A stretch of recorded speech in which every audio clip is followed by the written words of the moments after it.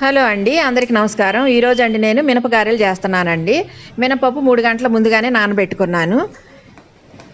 ఉల్లిపాయలు, పచ్చిమిరపకాయలు, జీరా పౌడర్, కరివేపాకు ఇవన్నీ పేస్ట్ చేసుకోవాలండి. అల్లం కూడా, ఈ పప్పు కూడా మిక్సీ వేసేసుకోవాలండి.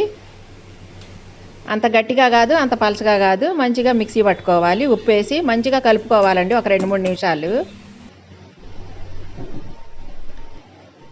ఇప్పుడు గారెలు వేసుకుందామండి. నూనె బాగా వేడైన తర్వాత గారెలు వేసేసుకుందాము.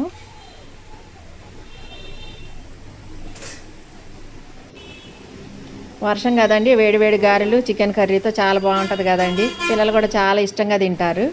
చికెన్ కర్రీ కూడా స్టార్ట్ చేశానండి. అయిపోవచ్చింది చికెన్ కర్రీ కూడా. చికెన్ కర్రీ అయిపోయిందండి, బౌల్లోకి తీసుకుందాము. ఈ గారెలు ఇలా తుంచుకొని తింటే చాలా బాగుంటుంది కదండి చికెన్.